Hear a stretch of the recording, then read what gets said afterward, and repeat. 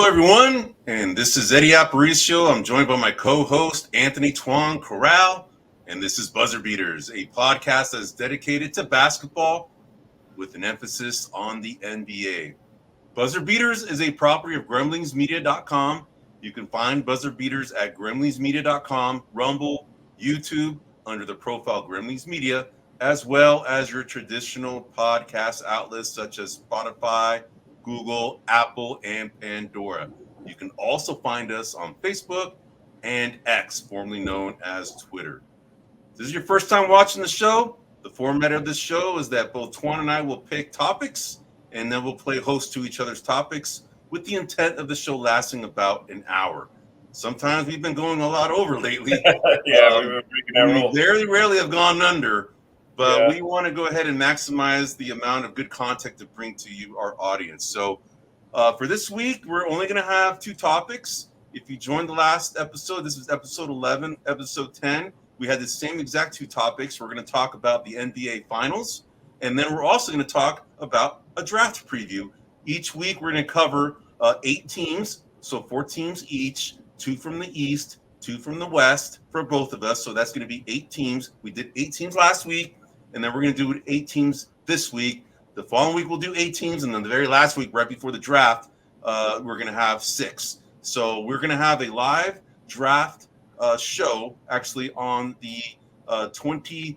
The 26th. The 26th Wednesday of June and the 27th on Thursday of June. So please tune in to watch that show. So as far as the draft preview part, Twan is going to cover the Clippers, the Lakers, the Bulls, the Raptors.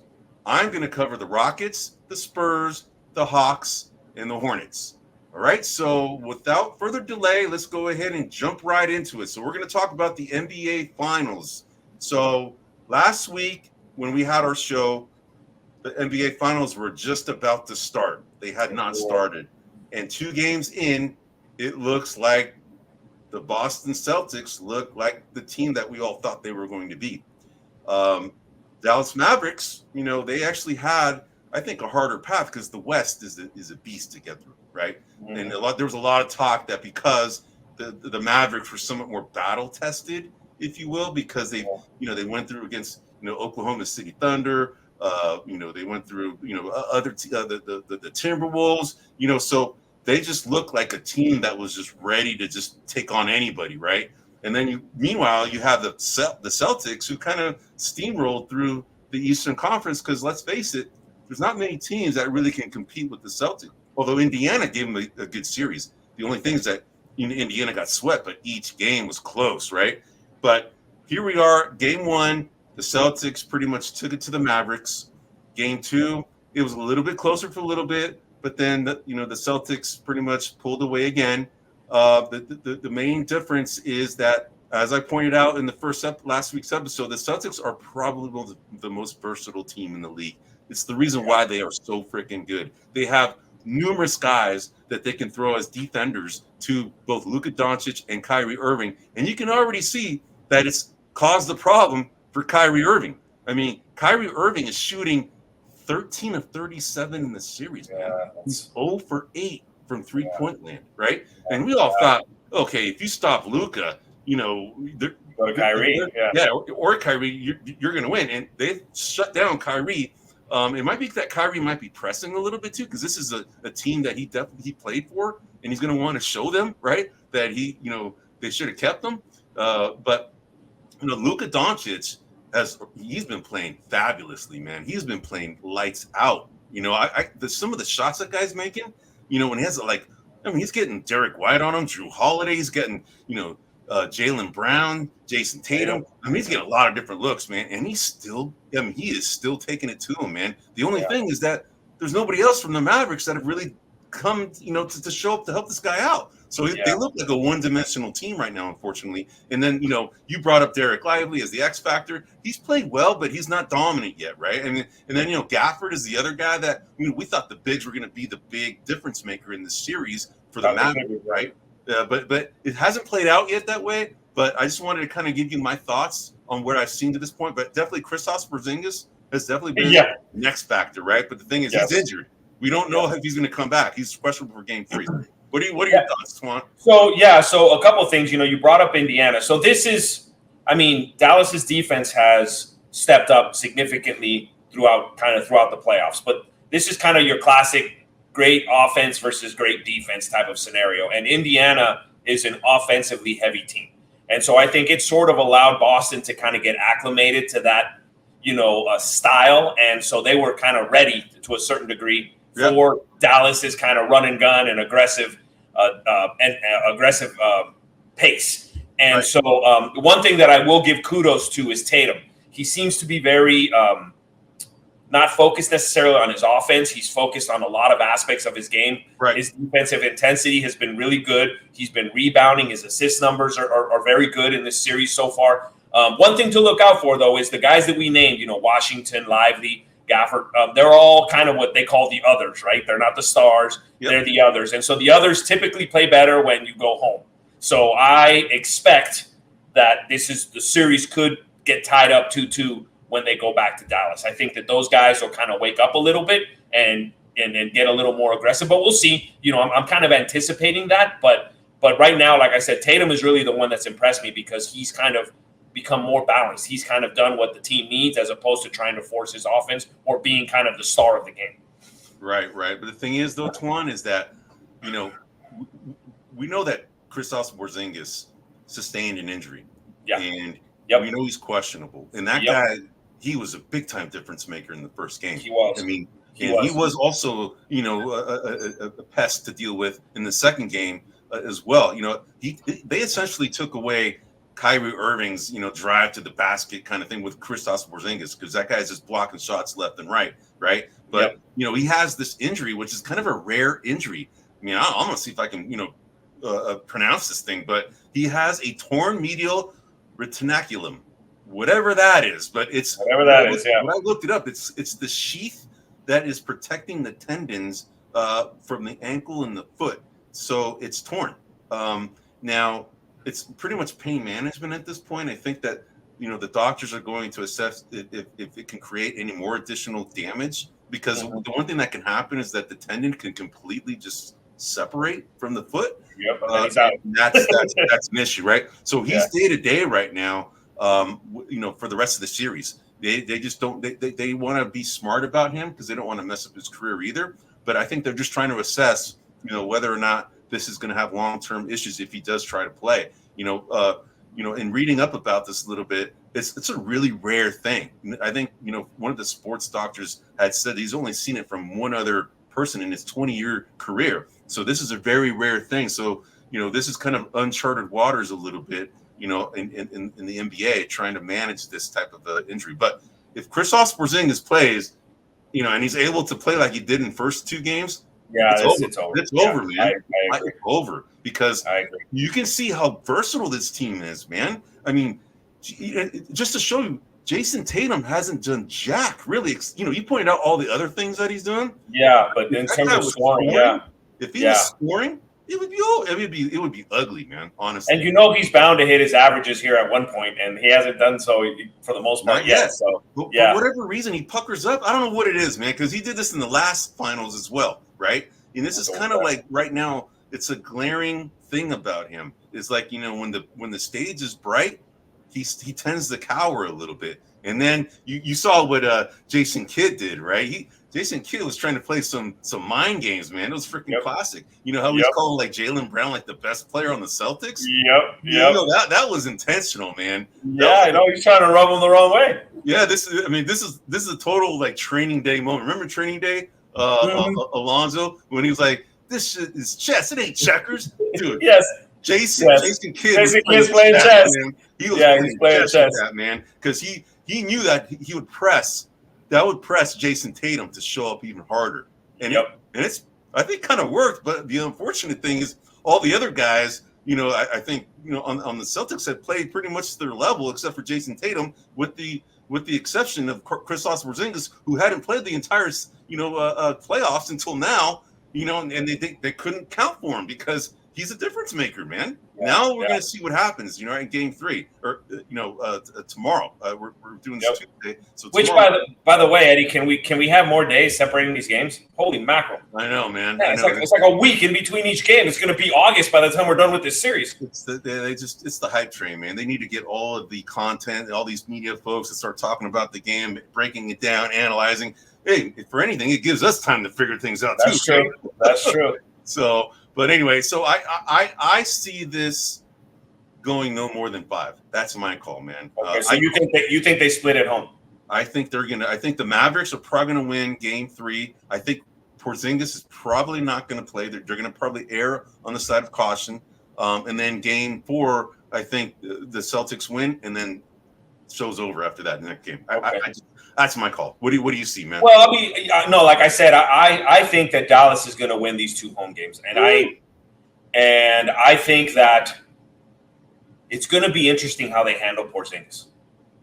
I'm kind of leaning towards I don't think he's going to play again. No, I don't think so either. Yeah. And so the strategy is going to be now whether they turn Horford into the Rudy Gobert role, right? To kind of keep rotating till Luka's on Horford, and then he can work him a little bit from the 3-point in. So it's curious to see if that strategy works. I mean, Horford's a much more mobile. He's better as a wing defender than Gobert is, but that more or less, if that's the way it goes, that could be in the balance as to who wins these next 2 games. If Horford does a good job on Luka, because they're going to figure out how to get to him, to either Kyrie Irving or to Luka. And if Horford can handle that, I think that Celtics could, like you said, split one, get one of the 2 at home, and then come back and end it. Yeah, the thing is that Horford has had some challenges in the pick and roll. He's an older guy, man. He's 37. Yeah, no, I know. 38. I don't, but the dude is still hella good. I mean, he's still a really good player. He is. I forgot how good that guy really was, man. But even in his advanced years, he's been playing very well, and he blocks shots still at he's at a young age, man. The only thing he's not laterally as quick as he used to be. Correct. Right? So they're probably going to have to bring in a Luke Cornett, someone who has similar length to. Yeah, maybe right? You're right. Yeah, they'll probably have to play a more defensive-minded, more mobile, kind of last-minute kind of team, last-minute 5. To be able to counter what Dallas is going to try to do. But like you've been saying, up to this point with Porzingis in there, they've shut it all down. Especially with Kyrie. I mean, Luka's been playing about as good as you can expect given the amount of defense and things that he's going up against. I mean, the first game, what did he have? I think he had 1 assist. Yeah, only 1 assist. Crazy. Yeah, which is crazy for Luka. And I think Kyrie had maybe 2 assists. I was counting assists.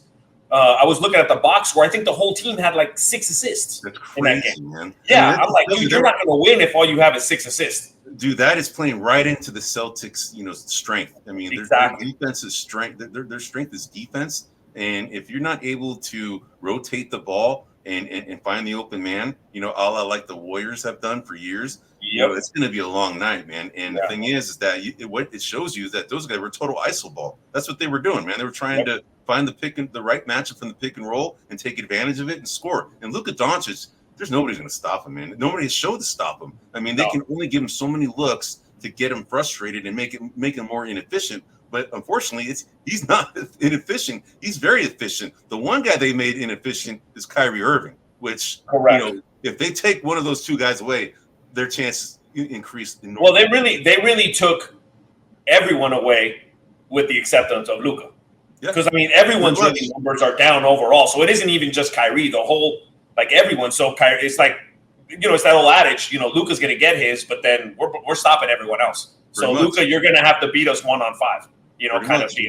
Pretty much. Yeah. All right, man. So you're saying they're going to win the next 2 games? Yeah, I think the quote unquote others are going to wake up. They do Washington, Lively. I think they're all going to wake up and they're going to have a series. Like you said, I think tomorrow's game Dallas should win.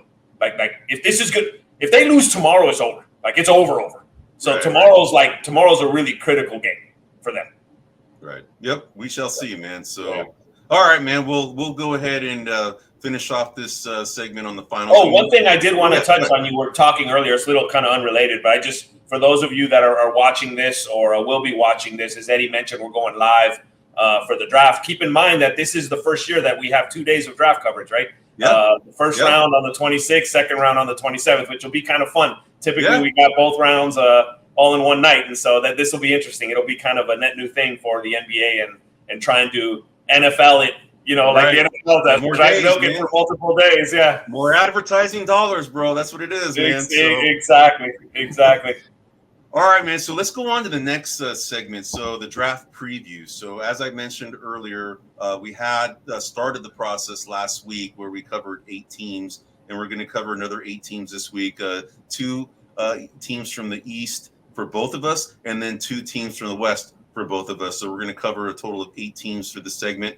If you had not listened in the last show, we're going to talk about the teams, the franchises, how they did this year, what are their roster needs, what are some potential trade targets that they might want to consider, based on the draft picks that they have, who's falling to them. And then the fun part of this is that we wanted to go ahead and look back at all of the history of the draft picks for each of these franchises and target, or at least in our opinion, give you why we think the people that we're picking were the best draft picks they've ever made, and then we're also going to focus on the worst ones. So that's the format for this next segment. So Tuan, I know we started on the West last time. I think we could probably just do that again. So I think you have the Clippers and then the Lakers. So who do you want to start with? Let's work our way from the bottom up. So I'll start with the Clippers. Okay. The Clippers. How's that? By the way, this has been a lot of fun doing this research. Looking at everything, as an NBA fan, as a Warriors fan, you guys out there know that. I've always kind of looked everything through the Warriors prism. And you always cry about who we could have had or our draft pick busts. But, as I'm doing this with more and more teams, I'm realizing there's a lot of hurt everywhere. Even some of the great franchises have had some big whiffs. And, as far as for me, what I like to do is play the coulda, woulda, shoulda game. I always think that's fun. And when I go through the worst draft picks, I pick, who you could have had instead of this particular person, and how that might have changed your franchise around.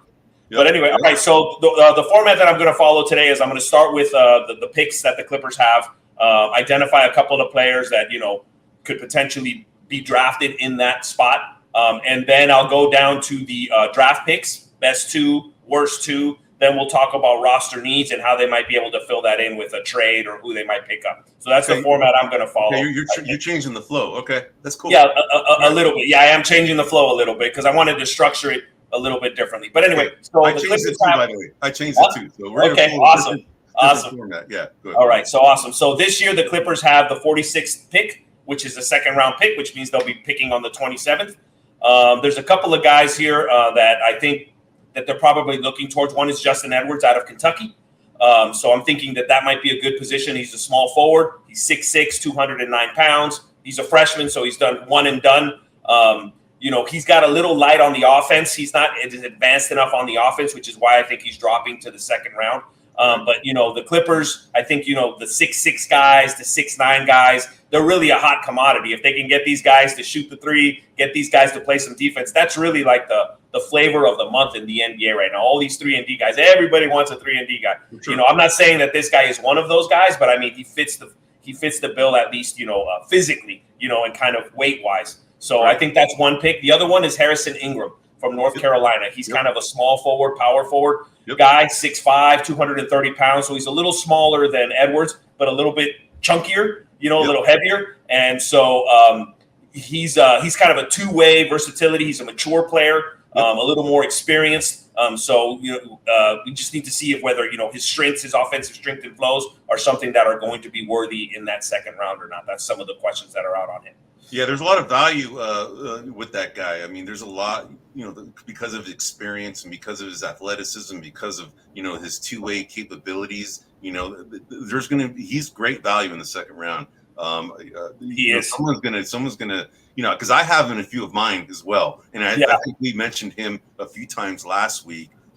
For other teams, so he's gonna be. It's gonna be interesting to see who was right, between Correct. us as who's gonna pick up Harrison Ingram, man. So correct. Which by the way, no promises to the crowd out there, but we're gonna try to line up what we picked when the picks come out and see how close or far we were, and see how that turns out. But obviously, if we're picking a lot of players for several teams, we're bound to hit one of them, right? So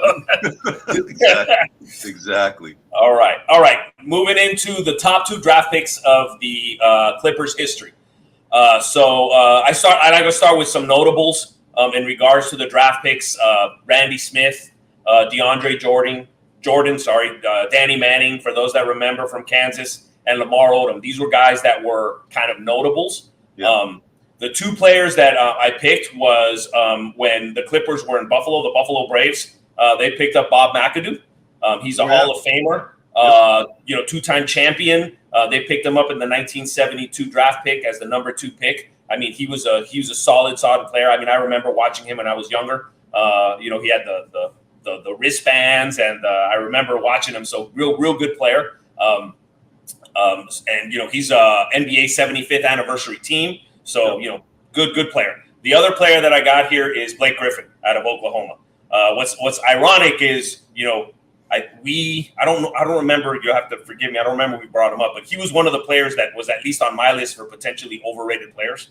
Yeah, it was mine. It was on my overrated. Yes. Which I still think that's true. Which kind of leans to you towards how rough of a kind of draft history the Clippers have had. For sure. Right? Because really, I kind of went through it, and I'm going, well, Blake Griffin was a good pick.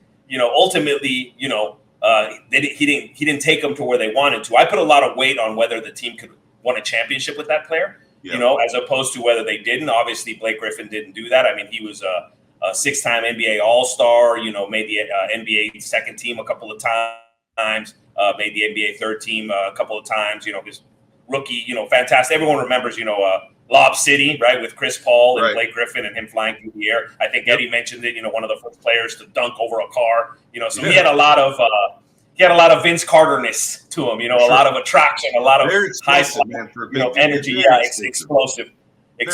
But unlike Vince Carter, towards where his career is now, he's kind of very limited. Vince Carter actually shifted to being a better 3-point shooter. He actually elongated his career, while Blake Griffin looks older than he is, if you ask me. He just So the wear and tear from all that freaking jumping that he did. But they both did it. But he's a heavier guy. Blake Griffin, he's a bigger guy. I mean, he could jump. Yeah. All right. Any feedback on that, Eddie? Anything? No. So you picked McAdoo and Blake Griffin as the 2 best. The 2 best. Correct. Okay. No arguments. I mean, they haven't really had great history as far as draft picks, like you mentioned already, right? So I mean, that's where you have to go. That's where you have to go, man. So so now you're going to go into the worst. The 2 worst. The worst. Okay. So the 2 worst. The one of the worst is the Candyman, Michael Olowokandi. Oh, the Candy. That's right. The Candyman. Out of UOP. Out of Stockton. UOP. Yes. Over here University of Pacific. 1998, the number 1 pick. There was a quote in there as I was doing my research, which I found fascinating. So the Clippers had hired Kareem Abdul-Jabbar to be a big man coach. Oh. Right. And, Kareem has played with, some great coaches, to start with John Wooden, right? One of the greatest coaches in the history of basketball. And Kareem's response to Olowokandi was he's uncoachable. Oh, my God. So the guy just would not listen. He would not do. Yeah. And I found that I don't even remember ever hearing that. But for someone of Kareem's stature, and Kareem's a pretty chill dude.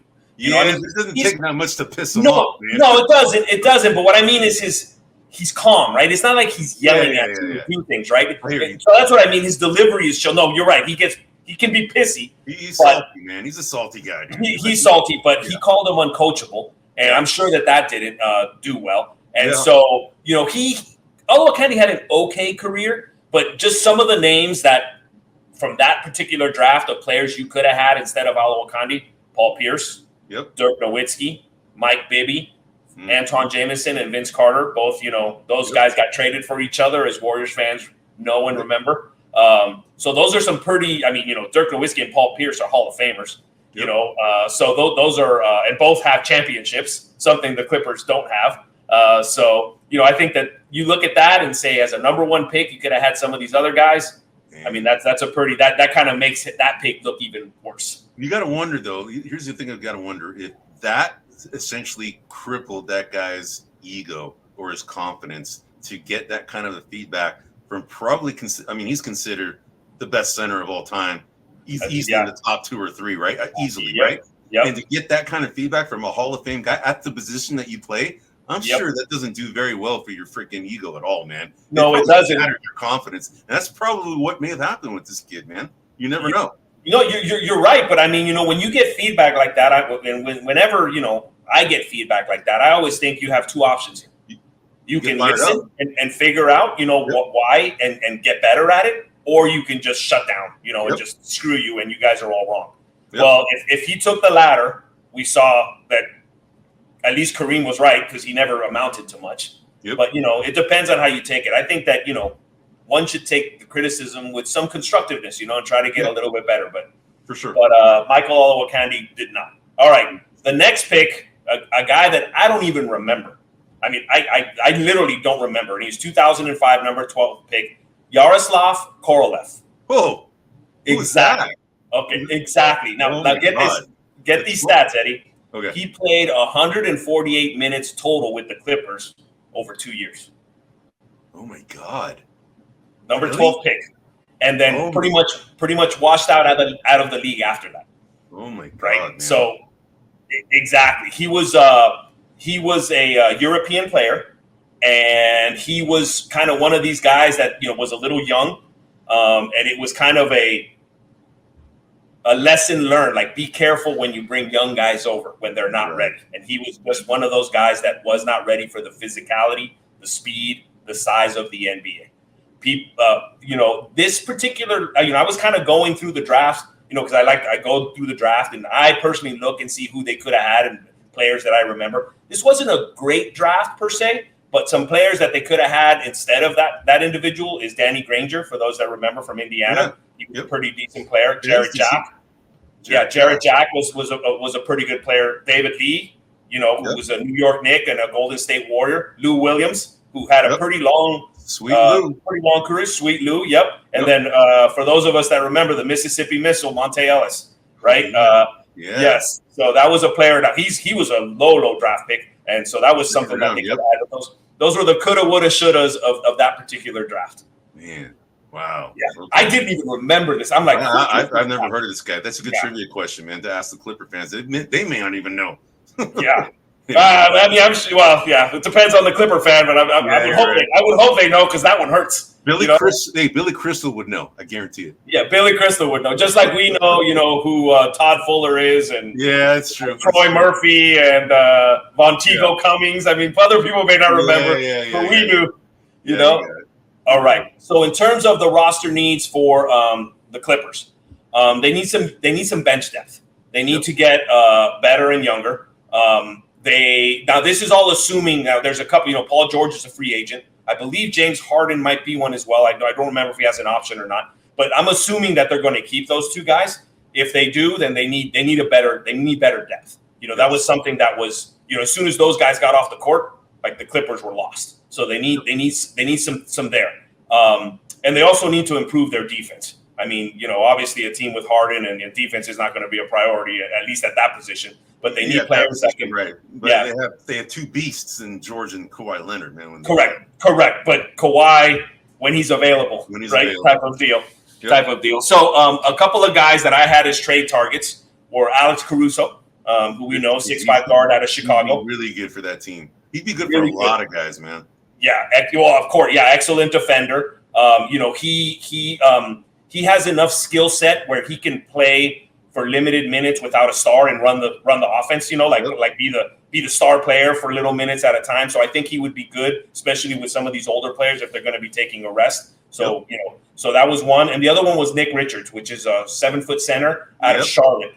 He's a defensive-minded player. He's actually been improving kind of year on year. And so he's 26 years old, really good, like I said, a rim protector, and is very efficient with the numbers. So those are two players that I thought that were, within reason of trade targets that the Clippers could pick up. And and the Nick Richards pick is interesting because they have two centers that are very similar to each other. They have Mark Williams and Nick Richards. Mark Williams got hurt a lot last year. And by the way, Charlotte is who I'm going to cover, so that's just why I know this stuff. But Mark Williams, is a really good versatile big. Nick Richards is not as versatile as Mark Williams, but they're both they just play big, right? They're just they're not these these versatile athletic bigs that can shoot. They're not that type, right? They're more of the traditional type of center for the most part, right? So that's a good, interesting little pick that one of those two guys I think would be a good pick for either one for the Clippers. Yeah. Cool. All right. Are you taking the next one? Or no, you're doing the first two, and then I'm doing the next two. We're doing the All West. right. So now the Lakers. Lakers. All right. All right. So the Lakers have a couple of picks. The first pick is pick number 17 in the first round. One player that we're looking at is Kel'el Ware from Indiana, center, big guy, 230 pounds, sophomore. Kind of people say he has a resemblance to Brook Lopez, which is not a bad person to be compared to. The other one is Carlton Carrington. He's from Pittsburgh. He's a point guard, shooting guard, 6'4" guy, 195. He's a freshman, 18 years old. Very high skill level for a center who's above average. Sorry, for a point guard. So, I don't know. I got some misinformation here that I'm. Yeah, no worries, man. But yeah. So those are the two guys that I had for the second round pick. There was really only one person that everyone thinks the Lakers are going to take at pick 55, and that was Bronny James. Right. Yeah, I mean, I don't really know if this is a need pick more than a.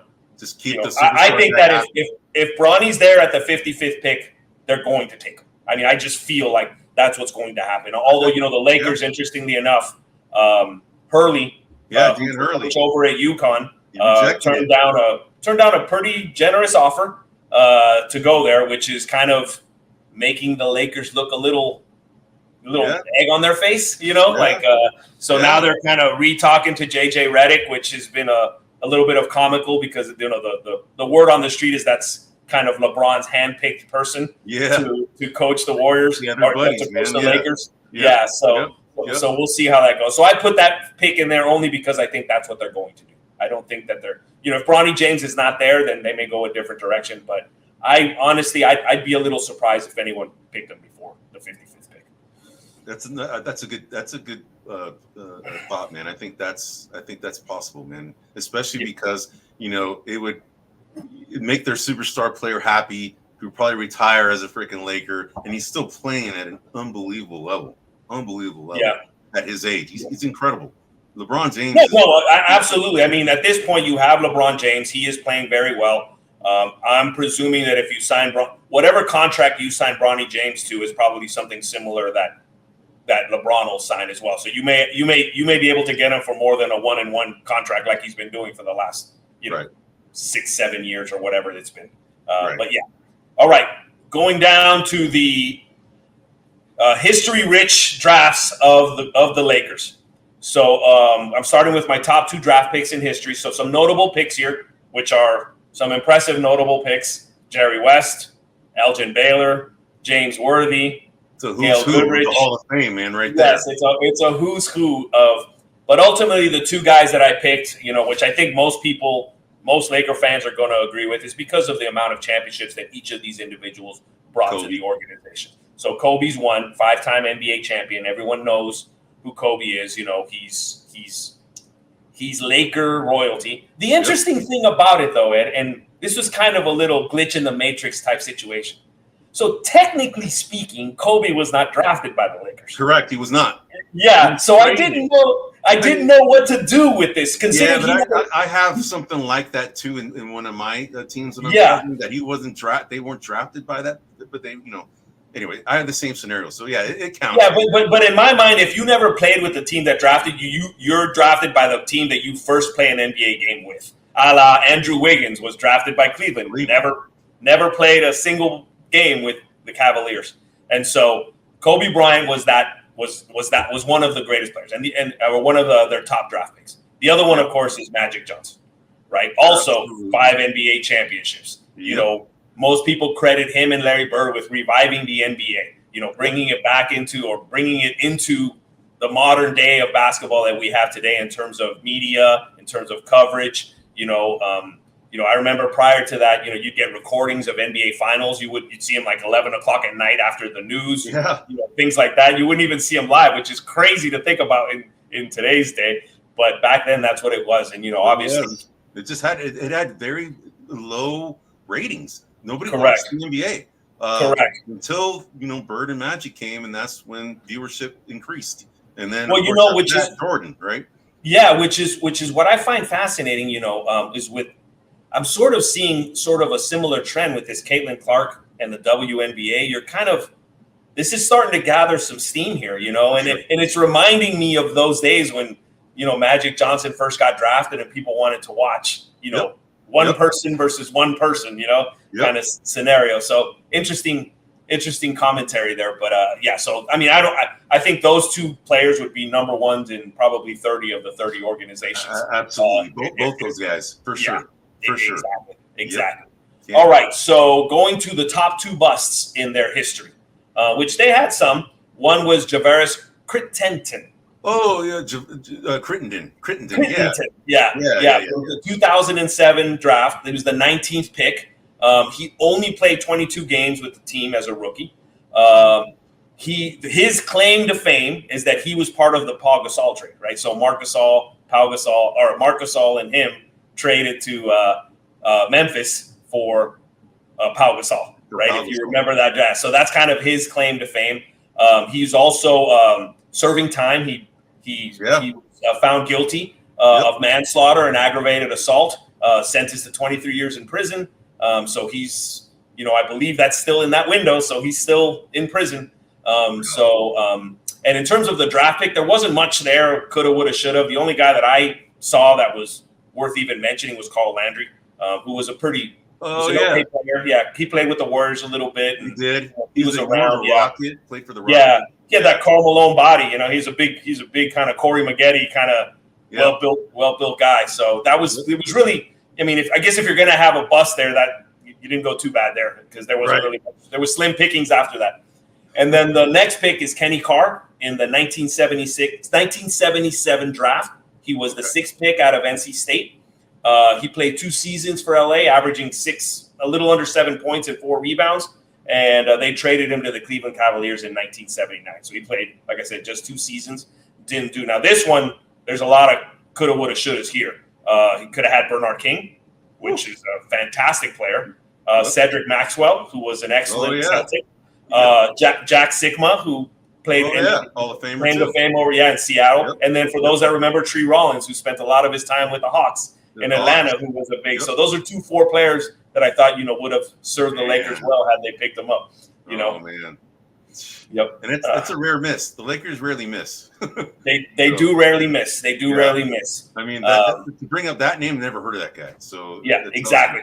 So I have to go all the way back to draft history. I had to go back to 1977. Yeah, exactly. There's a reason why they have so many freaking banners, man. They just pick the right players, man. They always it's a great organization. What can you say, right? So, which is why Laker Nation is probably looking at this Boston game and hoping Dallas wakes up and doesn't give Boston yet another banner. I know those 2 organizations are like neck and neck with titles. Exactly. Yeah, exactly.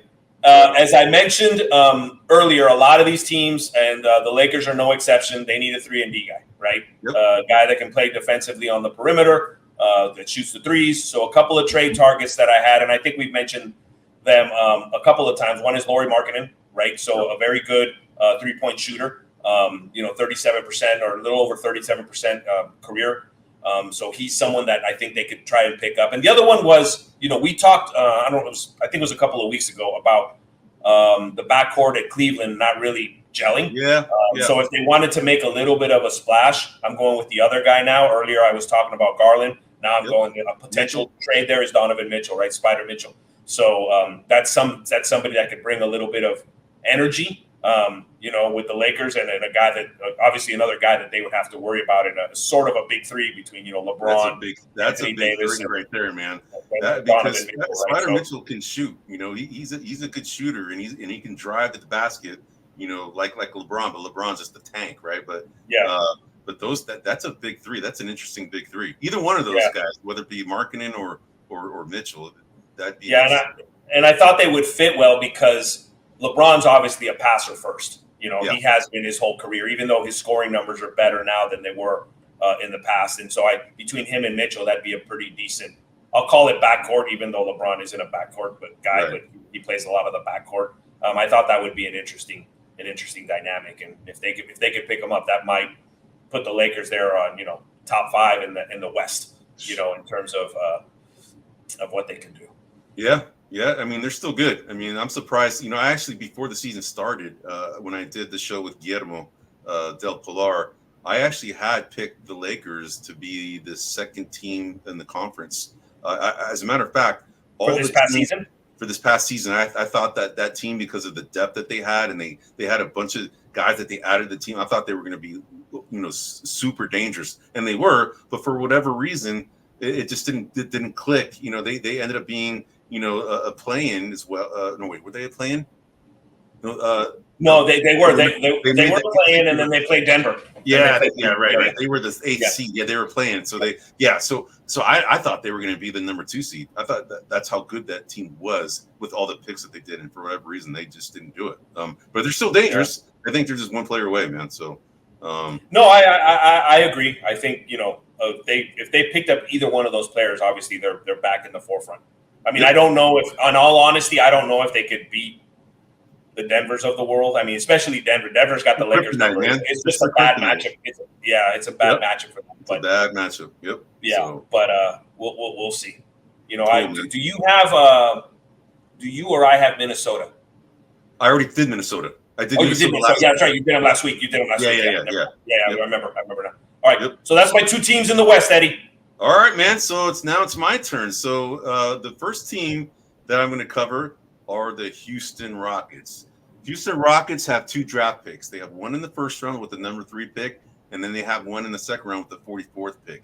They finished 41-41 and finished 11th in the conference. They missed the play-in game, and actually the Warriors edged them out to be the 10th seed. So I'm going to go a little different than you, Twan. I'm actually going with roster needs first, and the trade targets, and then who's going to fall to them, and then do the fun stuff with the worst, the best and worst at the end.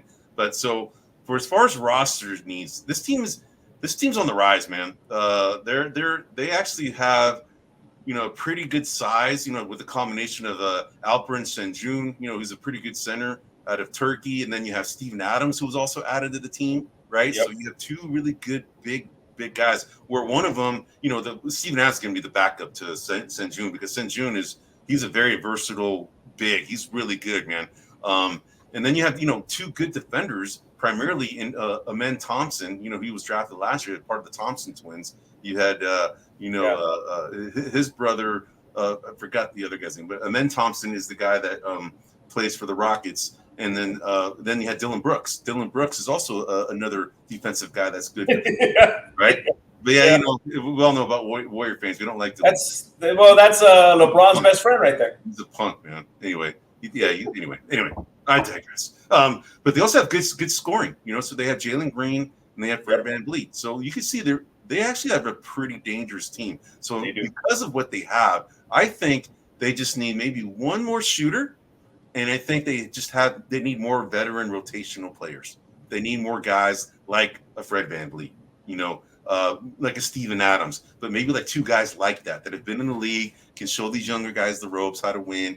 Ime Udoka is a good coach. He's got these guys playing. They're a team to watch, man. They're a little bit scary, especially if they make a couple of trades that I think I'm going to point out here. So, the guys that they should target. So I have maybe 7 guys, all right? So there's free agents, and then there's also trades. Okay, so the free agents, there's Malik Beasley of the Bucks. He's a good shooter, good defender. He'd be a good pick. Sadiq Bey of the Atlanta Hawks. Good shooter, good defender.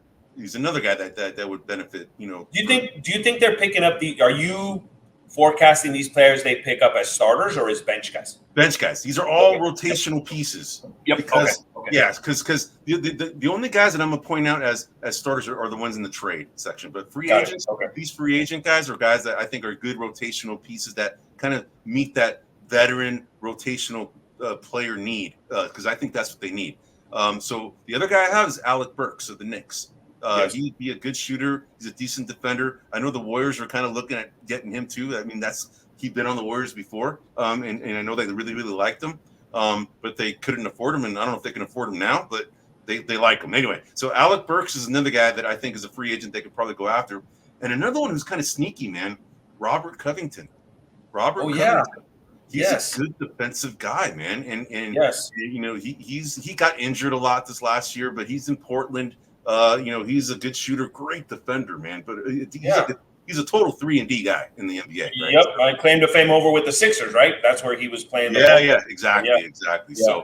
So those are the free agent targets. As far as trade targets, okay, we've brought this guy up multiple times. We brought both of these guys up multiple times in the last segment in episode 10. But Darius Garland, add him to this team, and it's like, okay, man, you got Fred VanVleet and Darius Garland, and you have Jalen Green. I mean, are you concerned with too little of backcourt with VanVleet and Garland? Kind of similar to what they're experiencing with Spider Mitchell and, you know, like a Pee Wee backcourt. What are your thoughts on that? Yeah, I mean, there's always going to be, you know, matchup problems like that, right? I mean, but you know, they have this guy, Amen Thompson, who's kind of versatile. He can kind of go, you know, play, you know, kind of shooting guard if he needs to, and then Fred VanVleet plays point guard, and then or Jalen Green plays point guard, and then Amen Thompson plays shooting guard. You can have Darius Garland go in there, you know, to give a blow to Jalen Green or Fred VanVleet, you know, and then have Amen Thompson, you know, kind of be the shooting guard, right? So you can kind of do that, right? Mix and match a little bit.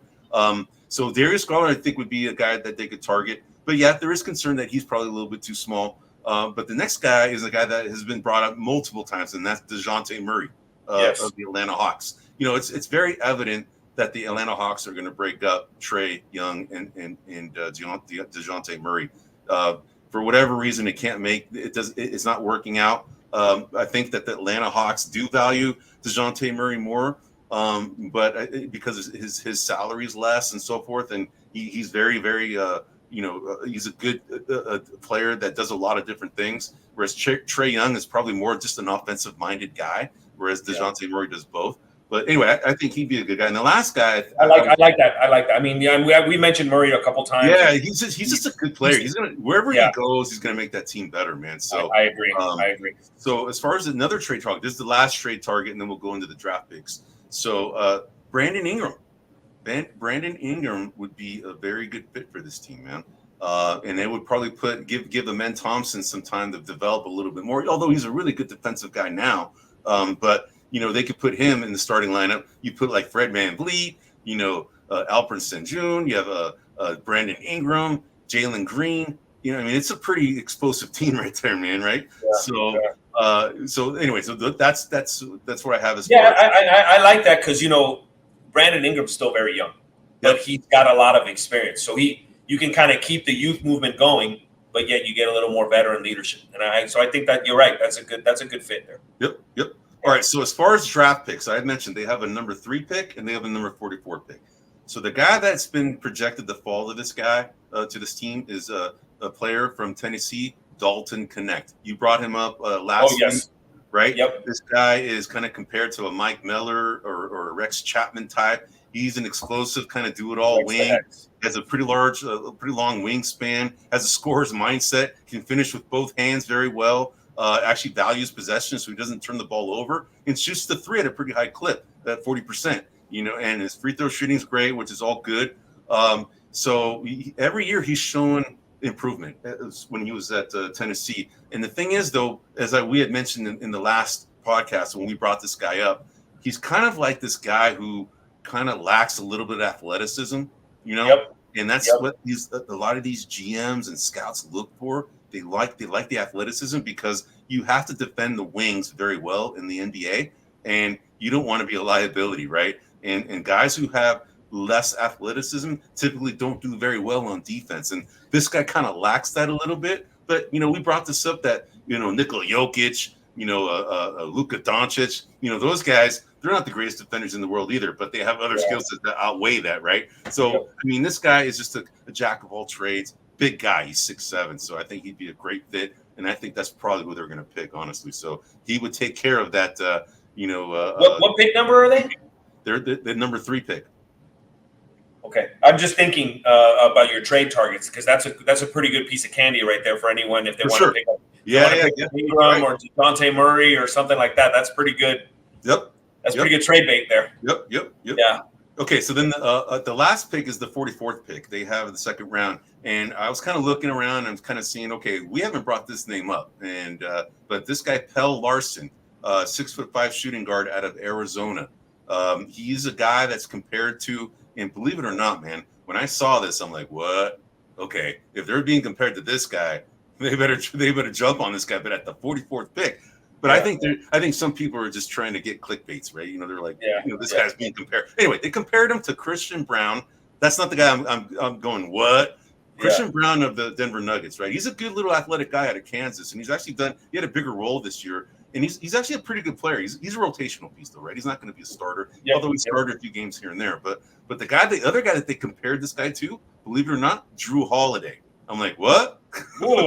What? I'll take 2, please. I'll take 2. Is considered probably the best perimeter defender in the NBA. And to go ahead and say this guy's going to be that, I thought that was a stretch, man. But I think it's because he's a bigger guy. He has a big, he's kind of like a shooting guard with an athletic small forward frame. He can shoot the ball very well, and he plays defense pretty good at a clip. But Drew Holiday is a whole nother level, man, for defense. So I thought that was a stretch. But anyway, this guy was an all Pac-12 team, second team. So this guy is, I think, good value at the 44th pick. So and he can shoot, right? So that's what they need. That's the other thing, like I pointed out, the roster needs shooting and rotational pieces that are veterans. So. All right, let's go to the draft picks, man. These guys, I'm going to go ahead and give you some of the ones that I had in consideration, okay? In 1992, they had the 11th overall pick, guy out of Alabama, who also was in the same draft class as Latrell Sprewell. Who is this? Oh. Big Shot Bob, man. Big Shot Bob Horry. Bob Horry. Okay. Yes. So, yes. Yeah, he was picked by these guys, 11th overall. 7 rings that man has. 7 rings, Eddie. Crazy. And then, in 1993, they had the 24th overall pick, and you brought this guy up as an underrated player because he just killed the Warriors all the time. Yes. Sam Cassell. The alien, baby. The Florida State. He's a guard, man. So he's another guy that I put in there. But these are all honorable mentions. These are not the guys that I picked as the top 2, right? Yep. The next guy I put is the 41st pick. The 41st pick in 1998 was a guy out of Rhode Island who also played with Lamar Odom. Do you know who this guy is? Rhode Island. Play with Lamar Odom. Tino Mobley, bro. Tino Mobley, Mobley, all right? Yes. So, yeah. I forgot about Mobley, yes. Exactly. Yeah. So, guy, I mean, he's a good value pick. That's why I put him in there, right? Yep. First pick, second round, right? So, that's a good value pick. Okay. And then the last one, and I'll go ahead and reveal the top ones, and the top ones will be pretty obvious, man. So 1970, we're going way back, man. 1970, the guy by the name of Calvin Murphy was drafted. Yes, who I believe still holds the record for most consecutive free throws. I think you're right. Yeah, Oh my God, Steph Curry never broke that. Jeez. No, I think it's like 91 or 92 or something like that. Crazy. Yeah. But that guy, I mean, he's a good little player, man. I mean, 18th overall, that's pretty good, value there. So anyway, the top 2 picks in their history. I know one. I know one. Obvious, man. Yes. It's your favorite player, right? Our guy. Man, it's a the dream. The dream. In 1984, he was the first overall pick. I mean, that guy is a beast, right? And he's going to be the top 2 for any organization. Right? Yep. Even with the Lakers, okay? He'd be consideration, right? He'd be consideration, yes. And then the second guy, same position, okay? Highly touted, came from another country. You know what I'm talking about. Yes, I know exactly. He's 7'6", 7'5". Yao Ming. Yao Ming, yes. First overall pick in 2002 out of China. Those are the top 2 draft picks that the Houston Rockets have had in their history. All right. So, by the way, he had one of the most impressive lower bodies. His tree. He's a big dude, legs. His legs were just massive. And he's very skilled, man. Yeah. Oh yeah, very skilled. Very skilled. Yeah. Yes. He just had a bunch of issues, man, with his legs, and he's always getting hurt, man. I think it's just the weight. He's just a big dude. I think he might have even weighed more than Shaq because he's so freaking big, man. But anyway, so get into the top 2 busts in the history of the Houston Rockets. So the one that was in consideration, there's only 3 that I have up here. Right? It's not going to be a long list. But the one in 1983, third overall pick, I picked the guy out of Louisville, Rodney McRae. You remember that guy? Rodney McRae. I remember Rodney McRae. Yeah. I mean, for being third overall, he should have had a better career, right? But hey, sometimes these guys are in a poor draft class and they can't help where they're being picked, right? He was still a decent player. He played in the NBA for quite some time, but he just wasn't a third overall pick. Just like a Mike Dunleavy, right? Mike Dunleavy is not a third overall pick, right? All right. So the guy that I picked as the number 1 biggest bust is first overall pick in 1983. It's a guy that we've talked about in the Bill Walton segment. He's the only other 3-time Naismith winner other than Bill Walton. And do you know who that is? No, I'm drawing a blank. Ralph Sampson, bro. Oh, that's right, Ralph. Yes, Ralph Sampson. Yes, Ralph Sampson out of Virginia. Virginia, right? Virginia Tech. Out of Virginia. Cavalier. He's a Cavalier. Yep. So, Cavalier. I mean, the guy was so highly touted, and his career didn't really. That's right. Yeah, I forgot because that were the Twin Towers. Him and Olajuwon. Right? Yeah. So, I mean, I think he won a championship or 2, but he's not. He just didn't pan out, man. He should have been like a beast. He should have been a beast, and he just wasn't, right? Yeah, it should have been David. It should have been David Robinson, Tim Duncan type of. Yeah, exactly. But he had length. He was 7'4" or whatever he was. I mean, he could block shots, but as far as offensively, I mean, the guy was so gifted, but for whatever reason, couldn't put it all together, man. That's why I put him as a bust. And the second one is in 2012.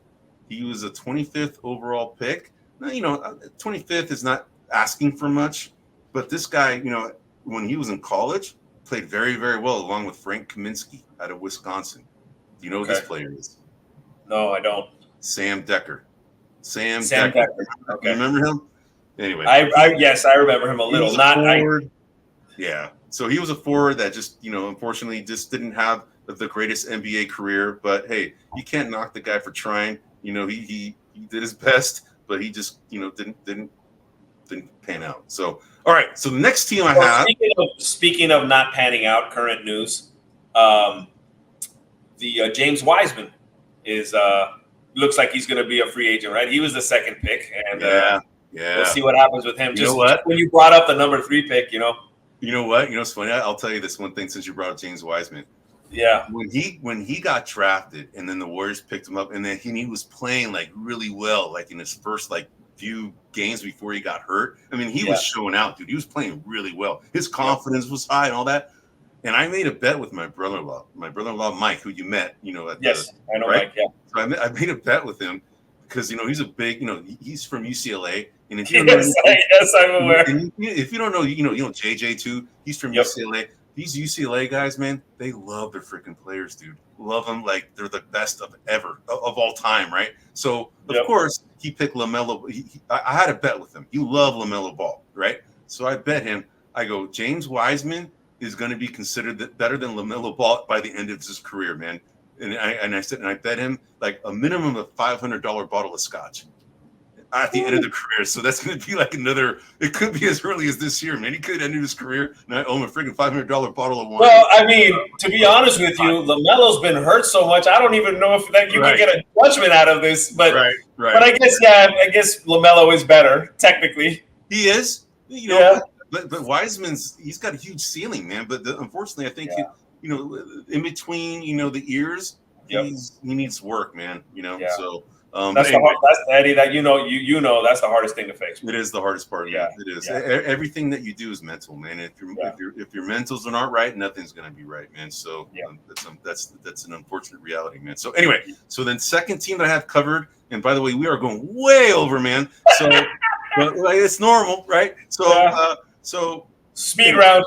Okay, so the Spurs I have, they have 4 draft picks. Okay, 2 in the first round and 2 in the second round. They have the number 4 pick, the number 8 pick, the 35th pick, and the 48th pick. They finished 22-60 and 14th in the conference. So that means they didn't even make the play-in, right? So roster needs. They need a lot of veteran help, man, especially because they have this transcendent player, in Victor Wembanyama, man. Yes. This guy is He needs a nickname. Does he have a nickname? One that I'm not aware of? We call him the Wemby. What was that, man? Wemby? Yeah, that's I don't like that. Yeah, they got to come up with something else, man. I don't know. The alien. I don't know, man. He's just from another planet, man. That guy is just unbelievable. So anyway, there's just way too much youth on this team, man. There's not enough difference makers, and I think the Spurs have some pressure now to build around this budding superstar, Victor Wembanyama. Victor Wembanyama has the talent to be the face of the NBA. He's that type of a talent. I think so. But anyway, I don't disagree with you. Yep. So okay. So let's go to the trades. Okay. So we're going for veteran help. Okay. This is why I picked these guys. Okay. So I have guys that I have as meeting this need. We've already mentioned DeMar DeRozan. DeMar DeRozan would come back to the Spurs. That's a homecoming. He played for the Spurs, right? Yep. And Popovich loves him, right? So bring back DeMar DeRozan would be one guy. Another guy that's going to hurt is Klay Thompson. Klay Thompson, I think, would be a good fit for this team. But the only thing is Klay Thompson, because he wants championships, probably isn't going to go to this team because he's a free agent, right? Yeah. So I don't. But he would be a good fit, and I know that Popovich loves him too. So the other guy is Zach LaVine. Okay, we've mentioned him as well. We mentioned him. Yep. He's another guy, and he's not necessarily trying to win championships. He's just trying to get on a good team, and anybody with Victor Wembanyama, Victor Wembanyama is enough for most people to go, okay, I want to play with that guy, man. That guy's a beast, right? So Zach LaVine would be a guy. Darius Garland is always another guy we're going to bring up over and over again. Donovan Mitchell, D'Angelo Russell. So you're focusing on perimeter guys. A lot of perimeter guys. Yeah. These guys are all these guys can shoot, man, and they can drive to the basket, right? That's what you need. Dude, you have this. This guy was he was the top 3 defensive player of the year, man, and as a rookie. Okay, they have a bunch of ancillary guys that are kind of no names, man. That's why I'm trying to bring some names to these guys to help get this guy Victor Wembanyama some wins, man, because. Speaking of homecoming, DeJounte Murray would be another one that. DeJounte Murray would be another one. Yeah, he would be another one. Yeah, so that would be another one. I didn't put him in there, but the last guy would be Kyle Kuzma. Kyle Kuzma would fit this. That's an interesting one. So that's what I'm saying. It's like a mix and match of a lot of these guys. And the last guy, my top one was DeMar DeRozan, but my second guy that I think would be a good fit, although he wouldn't do it, but he'd be a great fit, LeBron James. LeBron James. Bring Bronny James along to San Antonio and get him coached up by Popovich, right? So the Bronny show.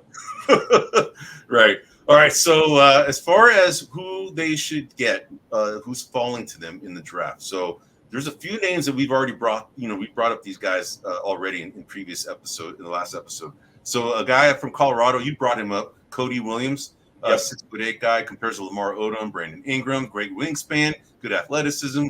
I think he'd just be a good fit. He has the 3-point shooting of about 41.5% on 41 attempts. It's a pretty good clip. So, but they compare this guy with because of the way he has these long strides, covers a lot of ground, to Giannis Antetokounmpo. As far as just the ability to cover long distances with his strides, right? I think that's where the comparison ends, by the way. So, but anyway, so he's guy I think that would fall to them at number 4.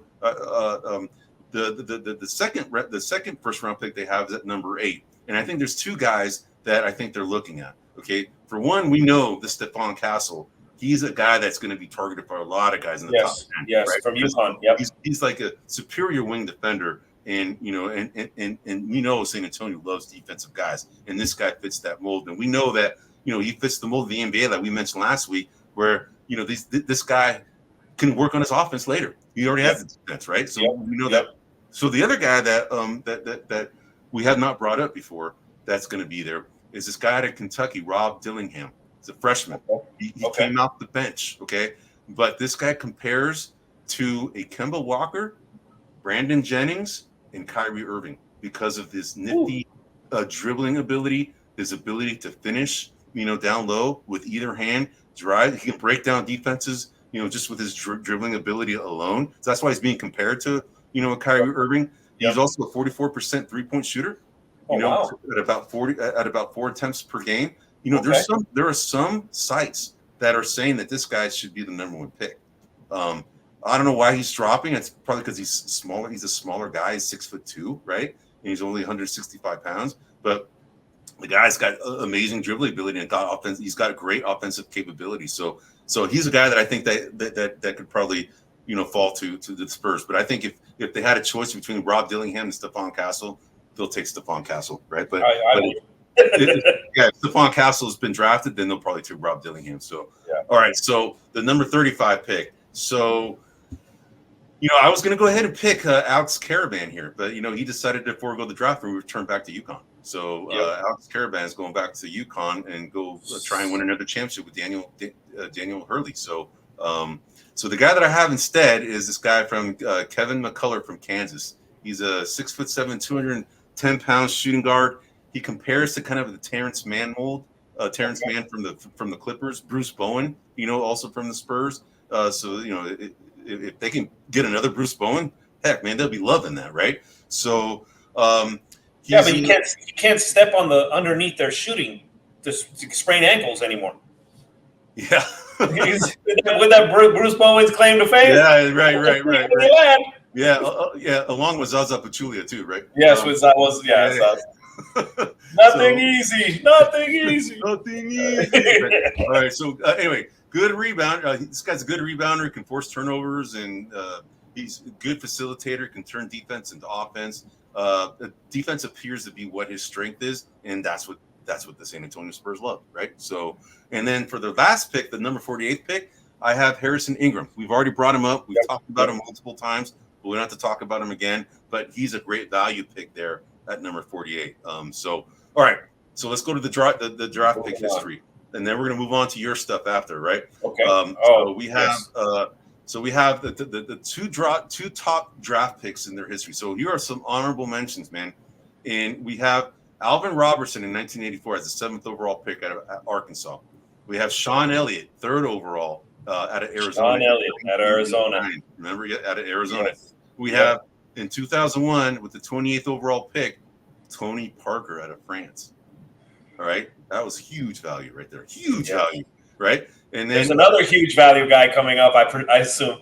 Okay, so for sure. So we have Manu Ginobili, 57th overall pick. That's crazy. Out of Argentina. 57th overall pick in 1999, right? So we have him. Then we have 2016, the 29th overall pick, DeJounte Murray out of Washington. And then the following year, the 29th overall pick again, Derek White out of Colorado. I mean, they had a really good tandem of guards. Remember, we talked about years ago. Yep. That these two scare me, man. When the Spurs drafted them, and I thought they were a problem. But anyway, the two guys that I picked as the best draft picks ever in their history, pretty obvious who I'm going to pick, man. Right? First guy is in 1987, the Admiral David Robinson, first overall pick out of the Naval Academy. We talked about him in the most underrated segment a few episodes ago. And then the other guy we talked about in the same episode as most underrated is in 1997, the first overall pick, Tim Duncan. Right? Now, these guys have had the big fundamental. The big fundamental. But they've had 3 number 1 draft picks, okay? And they've hit on all of them, man. They hit on all of them. They had David Robinson, Tim Duncan, and now Victor Wembanyama. Yeah. Right? Well, Victor's it's a little early to decide, but yes. Yeah, for one season, you hit it as best as you could. Unbelievable, right? Yeah. But you can see like how rich that history is of all these draft picks. All these guys are freaking good that they drafted. Yes. And they're all bigs.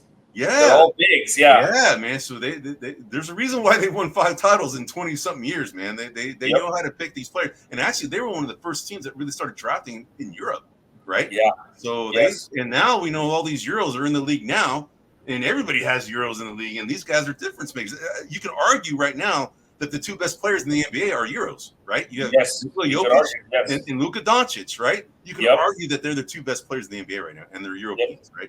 Anyway. And if you want to throw Giannis in the mix, right? Yeah. All right, man. So that's it for my segment, bro. So who did you want to go for yours, man? Let's start with the Bulls. Okay, the Bulls. Yeah, I wonder who best draft pick of that organization is going to be. That's an easy one, man. That's an easy one. All right. So maybe I'll follow your format, Eddie. Let's do that. Okay. Let's start with roster needs. So in terms of the Bulls roster needs, more defense. I mean, they got Caruso, they got a couple of defenders, but they need more defense. They need more shooting. They need a backup center. So they need a couple of things going on here. So in terms of that, I had a couple of trade targets that I think they should consider in terms of picking some people up. So first one is Jalen Smith. So Jalen Smith is, he's had one of the best shooting seasons up to date. His minutes have been decreasing because he's in a crowded kind of field where, there's a lot of he's over in Indiana where there's a lot of other options in terms of, Miles and a couple of other players that are taking up those minutes. So I think that is a player that Indiana would be interested in trading. And he's on an uptick. That's a sneaky. That's a sneaky pick, man. That guy's good. Yeah. And then the other one in terms of shooting is Kevin Huerter, right, over at Sacramento, right? He's a 3-point shooting expert, something that I think the Chicago Bulls need more. So those were the two kind of trade targets that I had for the organization in terms of, and again, I try to keep it, sort of realistic in terms of who you can pick up. Obviously, if you can pick up a Paul George or something along those lines, obviously you would, Kevin Durant, those types of players. But I kind of kept it on players that I thought were attainable, but at the same time wouldn't break down their current core to a degree where they'd have to kind of restructure the team. Right. Moving on to their draft needs or their draft picks, they have the 11th pick. And so a couple people that I have on here one is Cody Williams out of Colorado. He's a small forward. Yep, you had him. So we talked him. I actually have a couple of different picks here. Devin Carter out of Providence, point guard, small guard. He was really kind of interesting because when you're looking at some of the mock drafts, some people have him really low, some people have him really high. So he's kind of floating back and forth. But he has a very good defensive intensity. He's a tough player. He's a developing kind of crafty pick and roll kind of ball handler type player. The other one was Ron Holland out of the G League Ignite. 6'6", 204 pounds, 18 years old, kind of broke comparisons to Cam Whitmore. Lots of potential there. And then the last one was Tyler Smith, also out of the Ignite, 19 years old. About him. Yep, we talked about him kind of compared to Shannon Fry. You mentioned that already. So those were some of the players that they only had, like I said, they only had the 11th pick. The Chicago does this year. So those are some guys that I put in there. All right, moving on to some of the fun stuff. As you can tell, I'm trying to kind of speed through this. So we're good, man. We're good. So the top two draft picks. So before we get there, some notables. Derrick Rose was a notable. I mean, he's had an injury. He's had an injury-plagued career. But those first couple of seasons in Chicago, he was electric. And I mean, you thought that he was going to be the talk of the town, for a long time. And then the other one is Artis Gilmore. For those of you that remember, back in the day. Yep. So those were the two notables. The top two picks that I have, obviously, one is self-explanatory, or the top pick of all time. He would be the number one pick. Any organization, doesn't matter. Michael Jordan. Yeah, Michael Jordan, done. He wasn't even the number one pick. Yeah, no, he wasn't even the number one pick. He was the third pick, 1984, right? The Portland curse,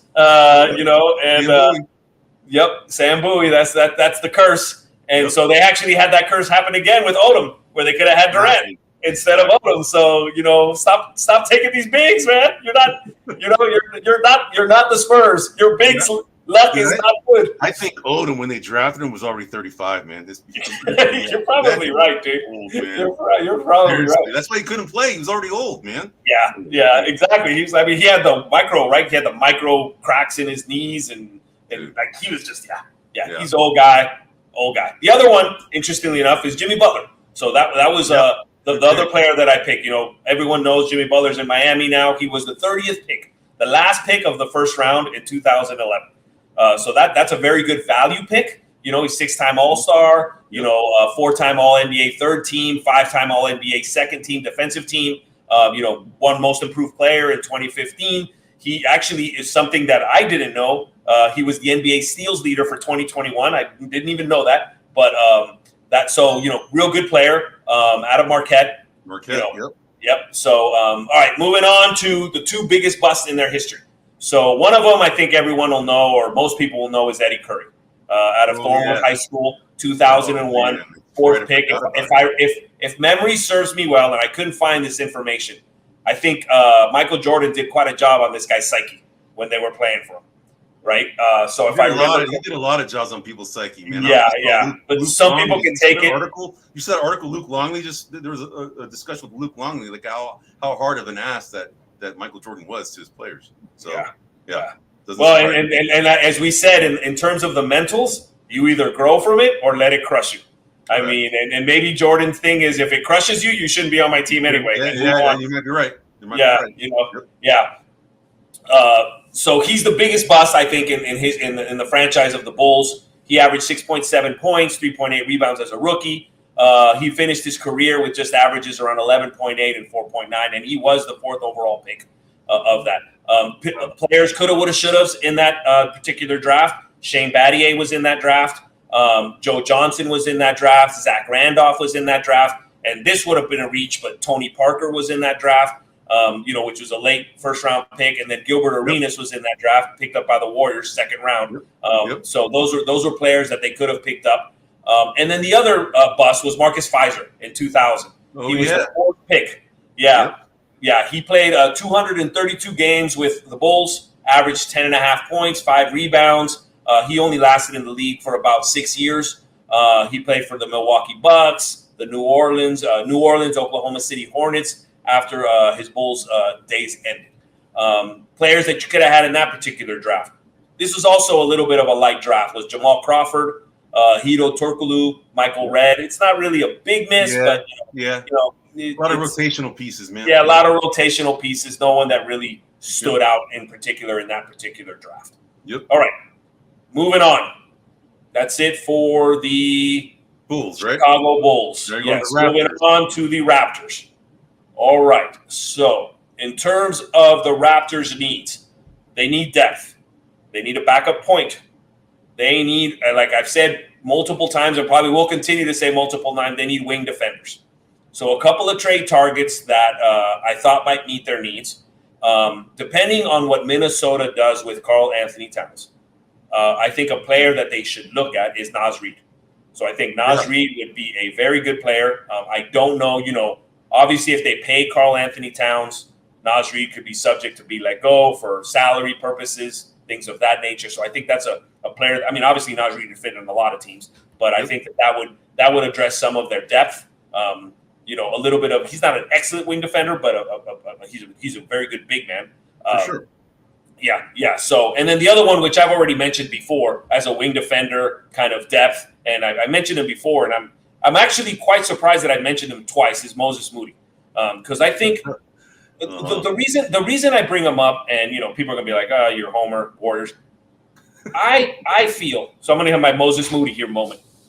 I think the Warriors have severely underplayed that guy. Yeah, I agree. I think that there's a lot of people that have that same opinion, man. Yeah, you hear people calling in on the shows here in the Bay Area. There's a lot of people saying, "Why isn't Kerr playing that guy more?" Yeah. I don't think he's a star, but I think he is a solid piece. Yes. I think he's like, like best case scenario for him.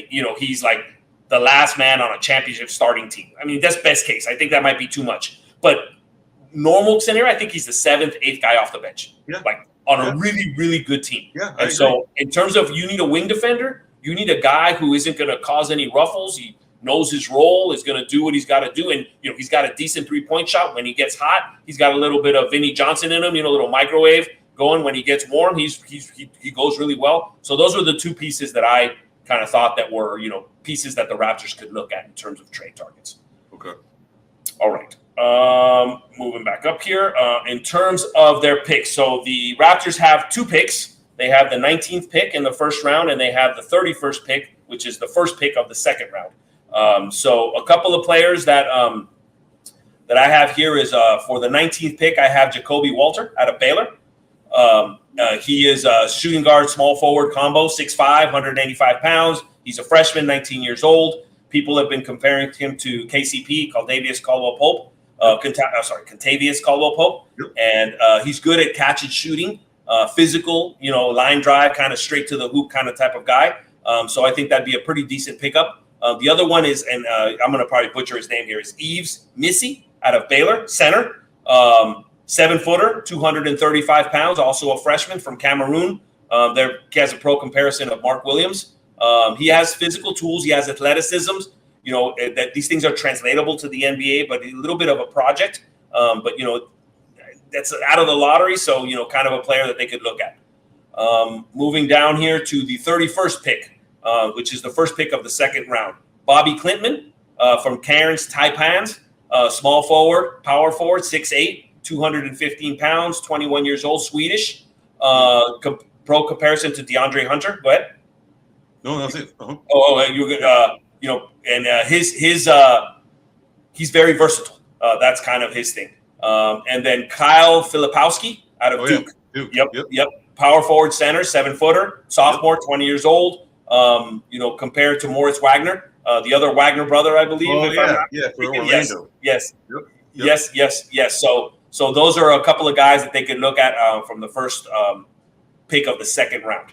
All right, moving on to the top draft picks in their history.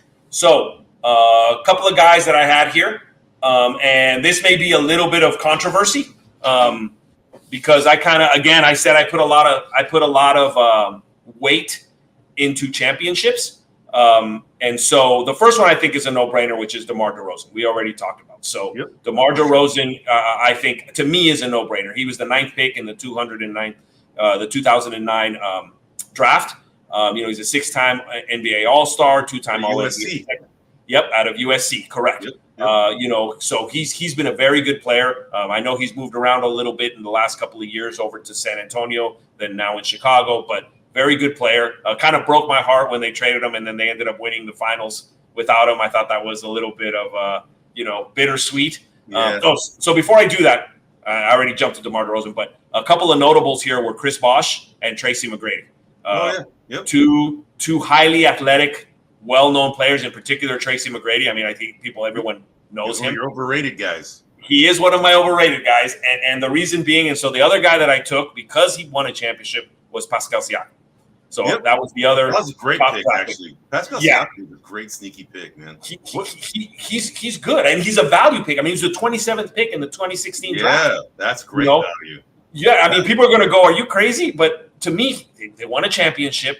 He's he's a solid player. 2-time All-Star. McGrady has probably more All-Star numbers, but most improved player in 2019. So I think that's where I put him.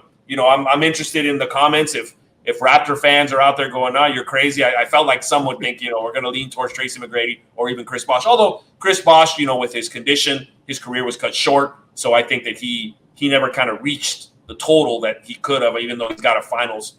He's got an NBA championship with Miami when LeBron went over there. But those are my two picks in terms of top draft picks. Okay. All right. Top two busts in their history. Boy, this was quite scary, to be honest with you. Oh, really? Yeah. I don't remember either guy. Oh, really? Either guy, I don't remember, Eddie, at all. So the first one is Rafael Araujo from Arizona Western in 2004. He was the 8th pick. Oh, wow. Yes. The 8th pick, which is exactly. Never heard of this guy. Wow. He played 139 games total, averaged 2.8 points, right? 2.8 rebounds, not even an assist, like 0.3 assists, 0.4 steals, 0.1 blocks. I mean, just horrible. In that draft, I mean, again, good players. They could have had Andre Iguodala was in that draft. Al Jefferson, the big man, was in that draft. Yep. Trevor Ariza, who jumped around between Houston and the Lakers and was in a couple of different places, could have had him in that draft. But that pick was like, he played 3 years, barely. Not a good pick. I mean, he's bust in the truest sense of the word bust. Just nothing. Wow. The other one is Alexander Rodojevic. No 1999. idea. Yeah, he's the 1999 12th pick. Wow. All right. This is even worse, Eddie. He played 15 games. That's 15 it? games. That's it. Yep. Yes. 1.7 points. I guarantee you that whole scouting staff was fired, man. They had to have been. This is For horrible. sure. I mean, For sure. you done got more production out of me.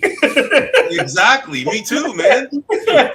Yeah, I was just like, wow. So, and in that draft, they could have had Corey Maggette, Ron Artest, AK-47 for those that don't remember, Andre Karolinko. Yep. And again, this one's a stretch because no one knew. Manu Ginobili was in that draft as well. I mean, obviously, it's hard to blame anyone for not taking Manu because at 57, he's a 57. Yeah, at 57 is pretty far down there. Everyone missed on that guy. Even San Antonio missed because I'm sure they had a draft pick earlier in that draft where they could have took him and they didn't. Right. Kind of like the same thing with Draymond Green. You could have had Draymond Green earlier. But you didn't. So those are my two top busts in history for the Toronto Raptors. All right. And speaking of Raptors, that's a wrap for me in terms of mine. So all right, man. So we got two more teams to cover, audience. All right. So we're gonna race through these, man. So let's go ahead. I have the Atlanta Hawks. So the Atlanta Hawks, they finished 36-46, finished 10th. They were in the play-in. They lost to the Chicago Bulls. They only have one pick in the draft, and it's the first overall pick. All right. Mm-hmm. So as far as roster needs, they needed to pick between Trae Young and DeJounte Murray because together, for whatever reason, it's not working. So they're going to have to probably ship one of those guys out, trade, and get somebody else of need. But they have two good up-and-coming players in Jalen Johnson and DeAndre Hunter, but both play similar positions, so there's kind of duplication of efforts there.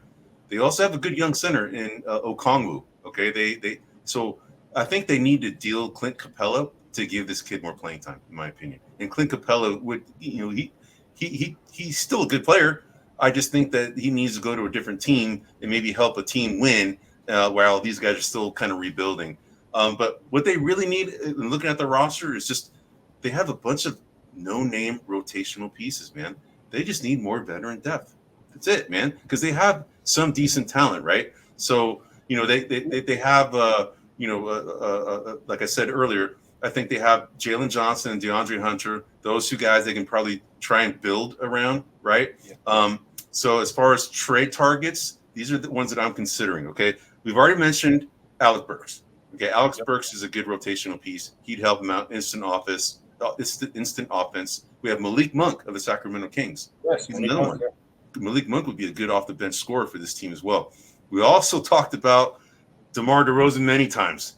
Yes. But DeMar DeRozan would be a really good fit here. Can you imagine? Especially if you put him with DeJounte Murray, DeMar DeRozan, Jalen Johnson, and there's a trade that I actually was thinking about as I was kind of mulling this over. If they have to get rid of someone, between Trae Young and DeJounte Murray, I think they want to keep DeJounte Murray. But here's a trade offer that a trade option that I was considering. Trade Trae Young and Clint Capella to the Pelicans for Brandon Ingram and Jonas Valanciunas. All right.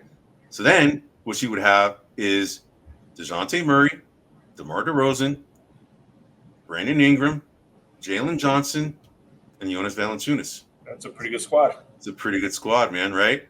And then you get like a Malik Monk and Alec Burks, and then you also have this other rotational piece who plays in Philadelphia, who played for the Memphis Grizzlies, and I think this guy's a really good player, man, DeAnthony Melton. I think he'd be another good rotational piece to consider for the Hawks. So I think they're definitely in this rebuild mode. They're not, they were in the 10th seed last year, and they have better talent, I think, because of more than their record shows. But I think it's the mix of players that they have. They need to get they need just better overall rotational pieces to be a better competing team. So, all right, as far as the draft, they have the number one pick. So it's really between these two guys, right? You have Alex Sarr out of France, right? Yeah. And then you have Zachary Rissacher of France as well. Man, France must be pumping out some players, man. They got Wembanyama and then these two guys. I mean, geez, right? Yep. I mean, from France, you have back-to-back years of number one picks. So, but anyway, this Alex Sarr guy is kind of a versatile center. He's 7'1". He has decent ball handling skills, can score around the rim, defend great. He's just very athletic. Has shown to be a very good pick and roll defender, and he has a 7'5" wingspan, dude. That's huge. 7'5", man. So given that, we talked about the scenario that maybe a trade. Capella is probably something they're going to trade. So give the young bucks like Okongwu and this guy to develop. I already talked about Jonas Valanciunas as a potential trade, right? But this guy, Alex Sarr, seems to be a guy that they were pretty high on. But this other guy, Zachary Rizzo-Sher, he's also a potential good 3-and-D guy. He's a 6'9" guy, forward, has great athleticism, can play multiple positions. He has the athleticism and size to be able to do that. He's not considered like a great athlete, but he's considered a good enough athlete, right? But he's great in the open floor, great in transition buckets. And he's also a decent 3-point shooter. So this guy seems to have a lot of the elements to make for a really good player. That could do a lot of different things. More of a 3-and-D guy, whereas the other guy, Alex Sarr, kind of is probably in the mold of like a Wembanyama a little bit more. Yeah. So you want to be careful if you have double up on that. Right. Yeah. So anyway, so that's it's going to be one of those two guys that they're going to pick. So, and then as far as their draft history, man. So as far as the top 2 draft picks in their history, so in 1982, this guy was traded. He was traded for. He was actually drafted by the Utah Jazz, but they traded for him. The Atlanta Hawks. Yep. And that person is Mr. Atlanta Hawk. We all know who this is, right? Yes, Dominique. It's Dominique Wilkins. He's a human highlight film. If you guys out there, young bucks, are listening to this and don't know who this guy is, trust me, go look at some of his highlights. This guy's ridiculous. Till this day, that famous dunk contest between him and Jordan, I still think Dominique won. I think so too. I think so too. Yeah. I think so too. Yeah. Absolutely, man. Absolutely. All right. So that's the first one. The second best pick, in my opinion, is in 2007, Al Horford, who's still playing, right? He's been playing in the NBA for 17 years, man. He was the 3rd overall pick out of Florida. So that's, I think, the top 2. And then honorable mention, I have a couple other guys. So Trae Young, 2018, 3rd overall pick, but they could have had Luka Doncic, man. All right.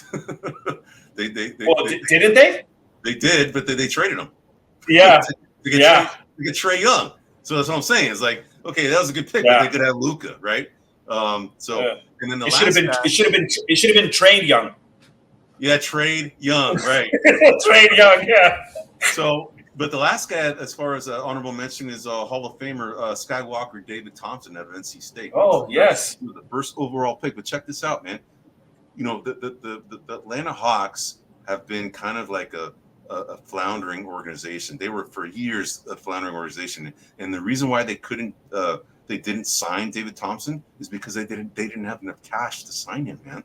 So so that's when he went to the ABA, and then he was later signed by the Denver Nuggets, and then the rest is history. He became a Seattle Supersonic, and he was a Hall of Famer, right? So, all right. So then, as far as 2 top busts in their history, so I'm going to give you some notables first. In 1985, do you remember a guy named John Koncak? Yeah, I remember John Koncak. Yes, out of St. Mary's. Right around the corner from us here. Okay, yeah. Fifth overall pick. He's just a journeyman center who just didn't live up to being the 6 fouls. That's what he is. John 6 fouls Koncak. Exactly. Okay, in 1991, this is the other honorable mention, is the Plastic Man. You know who the Plastic Man is? AC Ogman. AC Ogman of the University out of UNLV, playing with Tark. He was the 9th overall pick. So, but he just didn't live up to the hype. Right, so he was good, but he just wasn't great, right? And then in 2006, a guy out of Duke, a 5th overall pick, Sheldon Williams. I remember Sheldon Williams. Yeah, he's another guy just didn't really cut it. But these guys, in my opinion, were just honorable mention. But the 2 worst draft picks in their history in 2004, and this is in back-to-back years, man.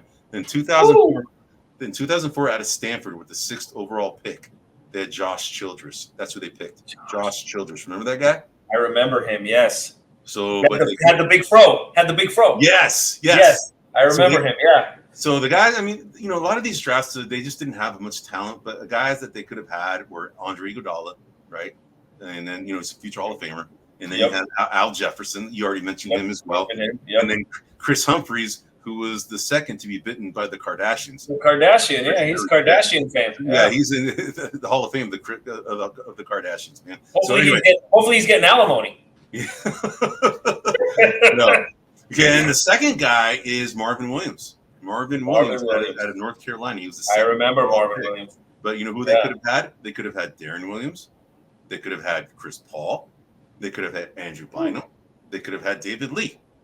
But they chose Marvin Williams, man. Yeah. But, hey, all right? So it is. I know, man. So, but anyway, so that's Eddie. After you've gone through that, Atlanta's had a pretty sad draft. Dude, it was pretty. Yeah, it was a struggle to come up with these names, man. Honestly, it was. Yeah, Dominique is probably the only shining light, and even he didn't take him to the promised land. The only one, man. Yeah. So, all right, this is the last. This is the last one, man. We definitely went way over time on this, but anyway, it's just the way we do it. So the Hornets have 2 draft picks, one in the first round and one in the second round. They have the 6th pick as well as the 42nd pick. They were 21-61 this year, and they were 13th in the conference. So that means they didn't even make the play-in tournament. They are a newer franchise, so they started in 1988. And Del Curry, the father of Steph Curry, played for the Hornets. And as a matter of fact, the Hornets is Steph Curry's team. That's who he grew up liking because of course his dad played for him, right? But that Hornets team was now the New Orleans Pelicans. Correct. Yeah. Right. But still, it's still the franchise, right? No, understood. No, I got you. I'm just pointing that out for those that may not know that. But there's always been a lot of speculation that that's where Curry may consider ending his career, but I don't think he's going to go anywhere, man. Joe Lacob isn't going to let that guy go anywhere, man. I wouldn't. No way, man. No way. Yeah. I mean, the valuation of the Warriors would just go to crap once he leaves. Once he retires, it's going to be interesting to see what happens, man. But anyway, so. All right, so roster needs. This team has some decent talent. They're just not very deep. So they have LaMelo Ball, who's always hurt. They have Brandon Miller out of Alabama, who's actually a pretty good player. He's actually on the all-rookie team this year. They have Miles Bridges, but he's probably going to be a free agent next year, and he's probably going to be gone. You already mentioned Mark Williams. Mark Williams is a pretty good and also Nick Richards.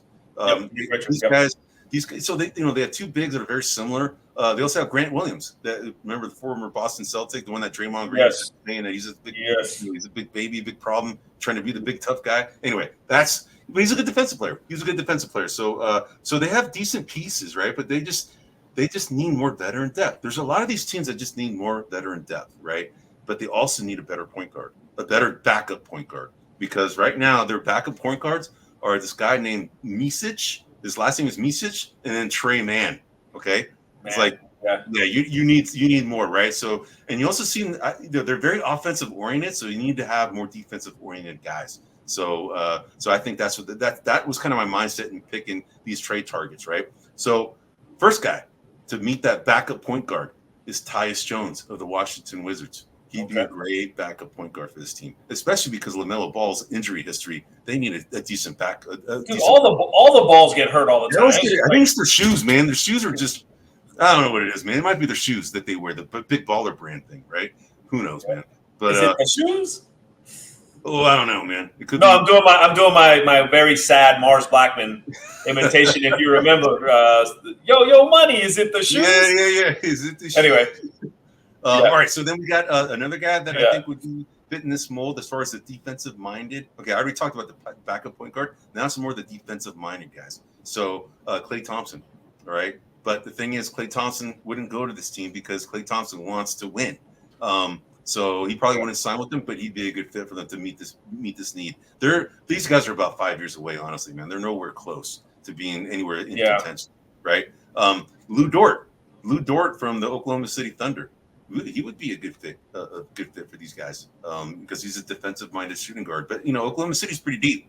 They can probably move some pieces if they need to, right? Because they have uber amount of draft picks coming in the years to come. So why not, right? Consider or look at that.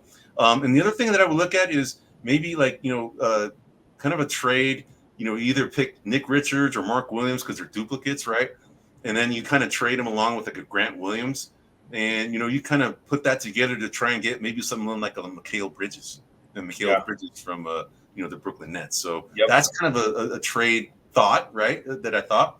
All right, so as far as guys that are following them in the draft. So they have the number 6 pick and the number 42 pick. Number 6 pick, dude, we've been mentioning this guy all day and all night, as well as last week, is Stephon Castle. All right. He's going to fall somewhere in from the 6th to the 8th pick, right? Yep. And it's just going to be determined who's going to pick him first, right? So Stephon Castle is one. Another one that I think you may have mentioned this guy in the previous one, but Matas Buzelis of 6'10". He's a G League guy, small forward, 95-pound guy, compares to Franz Wagner. Okay. Yep. Franz Wagner is a damn good player, man. This guy's got a 6'10" wingspan, skilled ball handler. He can break defenses down and drive to the bucket. He's got good vision, passes well for his size, impressive athleticism. This guy looks like a pretty decent player, man. The only thing is 195 pounds, man. That's the only thing, right? He needs to put on some weight. I wish I was 195 pounds. Oh man, dude, I don't think I've been 195 pounds since I think 7th grade, 7th or 8th grade. I believe you. Seriously, I think I was, man. Anyway, you were a man child, so that's a whole different conversation. Right. I'm sure John is the same way, man. He's a big boy too. I'm sure he's big. 195. He probably wasn't there since like the 7th or 8th grade himself, too. But anyway, he's like, why you drag me into this? I'm not even on the show. Because he's Big John, man. Anyway, he's Big John. Right. That's true. So, all right. So then the number 42 pick. You brought this guy up last week, Tristan Newton of the UConn Huskies, right? This guy's a 6'4" point guard.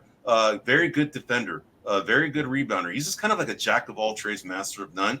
But he'd be a great backup to LaMelo Ball, right? And if they can't land like a Tyus Jones or something like that, this guy'd be someone that they consider picking. And the last guy, as far as shooting wise, I mentioned him last week on another team, is Cam Spencer, again of the UConn Huskies. Guy's a great shooter compared to Mike Strus, Corey Kispert. He's considered one of the best shooters in this draft. So I think he'd be another fit. If they can't land Tristan Newton, then Cam Spencer would be the backup. All right. Last parts, man. So we got the top 2 draft picks in their history. All right. So I'm gonna go ahead and give you some of the notables. So first one, check this out, man. You already mentioned this. Kobe Bryant was drafted by these guys. Correct. But then they traded him to the Lakers. Correct. So they don't get credit. They don't get credit. They picked the right guy, but probably the Lakers told them to pick that guy. So anyway, he was a 13th overall pick. Can you believe Kobe Bryant, 13th overall pick? That's crazy. Todd freaking Fuller was picked before Kobe Bryant. Yeah, you don't got to tell me. Sorry, bro. I know. All right, Kemba Walker is another one in 2011. He was a 9th overall pick out of UConn. He's a decent player. He's a really good college player. The other guy in 2018, he got drafted by them, but got traded to the Clippers. Okay, for Paul George and Danilo Gallinari. Wow. And this is Shai Gilgeous-Alexander out of Kentucky. Oh, I didn't remember that. They drafted him and then they traded him to the Clippers. So So anyway, all right. So the next one is that I have is LaMelo Ball. LaMelo Ball came out of Europe. He was the 3rd overall pick, and then Brandon Miller. Brandon Miller, who's just playing. He got drafted last year. He's playing on the team right now. He's a pretty good player. But those are notables. The top 2, 1992, Alonzo Mourning. Yes. Georgetown. Alonzo Mourning. 2nd overall pick. All right. Georgetown. Then in 1999, the guy who dunked over AK-47 in the playoffs. Oh, no. B. Davis. Aaron Davis out of UCLA, the 3rd overall pick. Those are their top 2 picks in their history. All right. Yeah. Top 2 busts. Honorable mention. 1989, J.R. Reed out of North Carolina, the 5th overall pick. I remember J.R. Reed. Yep. He was considered like the best high school player. Highly regarded as the best high school player. Yeah. Didn't pan out in the pros. Another guy is Emeka Okafor. Remember that guy out of UConn? Out of UConn. Yes. 2nd overall pick. Yeah. The next guy, he was in 2004. In 2012, Michael Kidd-Gilchrist out of Kentucky, 2nd overall pick. Right? Kind of like a I don't know. Something you don't want to remember, right? Yeah. His career wasn't that memorable, right? Yeah. It wasn't bad. He just had that weird shot. Remember that kind of like the weird I don't know. It was kind of weird looking, broken. I don't know, man. It was all jacked. But anyway, and then the 2014 Noah Vonleh out of Indiana. He was the 9th overall pick. Right? This guy was a journeyman all of his career. really didn't amount to anything, unfortunately. What was he picked? Ninth? Ninth. He was the ninth pick, Noah Vonleh, out of Indiana. Yeah. Okay, but these are the two worst. All right. All right. In 2006, Adam Morrison. Yes. Gonzaga, the third. Yes, with the hair. Yes, I remember him. Yes. Okay. And then the next one is Cody Zeller. Of Indiana. And he was in 2013, fourth overall pick. And that guy just never really amounted to anything, man. So, but that's it, man. I mean, we covered, you know, the all the teams, all the 8 teams. I know we kind of went way over time here, man. But you know, as I suspected, you know, we're going to spend a lot of time on these drafts. We definitely put a lot of time and effort to give you a good show and a lot of good content. But you know, we covered the NBA Finals. We're going to continue to cover this until the finals are over.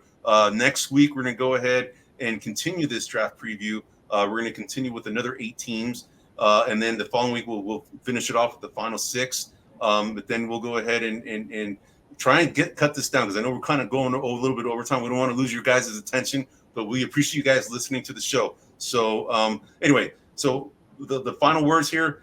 You can find Buzzer Beaters at grumblingsmedia.com, Rumble, YouTube, under the profile Grumblings Media, as well as your traditional podcast outlets such as Spotify, Google, Apple, and Pandora. You can also find us on Facebook and X, formerly known as Twitter. Twan, dude, it was great. This show, another great show, man. We have, I don't know if you saw this, audience, but we changed some of the backgrounds for you, right? Yeah. Kind of make us look a little bit more interesting, right? And I just wanted to go ahead and have you see like the teams that we're picking and talking about, so you don't remember you don't forget who we're talking about. So I put that in there. We're going to continue doing that next week as well, and the following week. So, but anyway, I really appreciate your time, audience. Thanks for listening in. And this is Buzzer Beaters signing off. Hey everybody, this is Big John from Grumblings Media, and I just want to say thank you for watching our content. If you want to support our efforts here at Grumblings Media, just smash the subscribe button right here, totally free, or just go ahead and consume more of our great content. Click either one of these 2 boxes.